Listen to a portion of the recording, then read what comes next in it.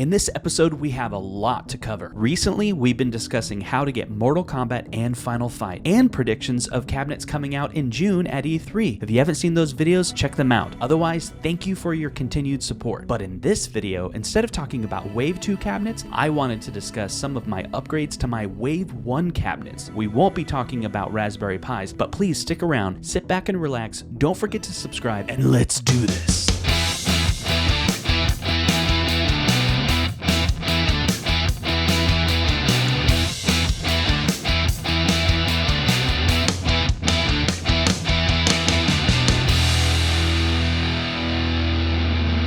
First, what if you want a Street Fighter cabinet, have no plans to add more games, but just want to replace the joysticks? Well, that was my situation.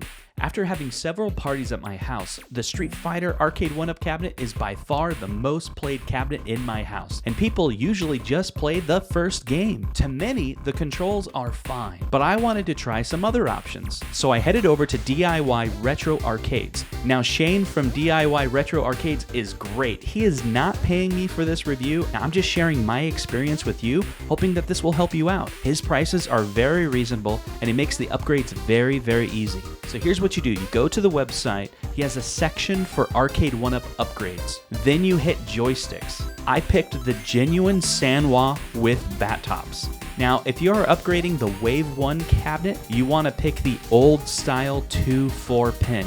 Now, what does this mean? That means his joysticks are plug and play. They just drop right into the Arcade1Up cabinet and connect directly to the control board that's already there. No soldering required. You don't have to strip any cables. Now, because this is an original Genuine Sanwa controllers, the screw holes are not going to match up. But don't worry, it's not that hard to do. All you need is a screwdriver and a drill. Now, what I used was a very small drill bit. Now, if you look closely, you can see how I'm aligning this drill bit up to the size of the shaft. So that is the actual shaft of the screw without the threads. That's what you want to get a size for. And the Arcade1Up screws that come with the cabinet, the shaft seems to be about 3/32. So that is the size of the drill bit that I used. And then you want to make sure that that drill bit does not go too deep into the board. It would be horrible if it actually punched through to the other side. But don't worry, it's not that hard. You just use a piece of tape and make sure the depth of your pilot hole is similar to the depth of the hole that's already there, and maybe a little bit less. So all you have to do is drill those 4 pilot holes. Make sure you line up the joystick dead in the center. This is really important. So line that joystick dead in the center of that hole and keep verifying and making sure you're right in the center, and then mark your 4 holes with a Sharpie. Something colorful. Now, these are black backgrounds, so maybe a red Sharpie would work really, really well. So for about $50 or so, you can get 2 replacement joysticks. In about 20 minutes, you're done.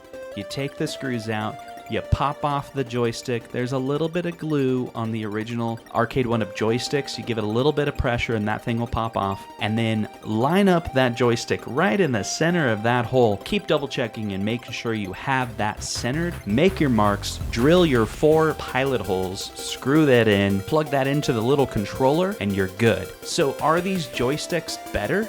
I think so. Here's the thing, I've been playing Street Fighter for months with the Arcade1Up controls, so now I'm actually used to the way the Arcade1Up feels.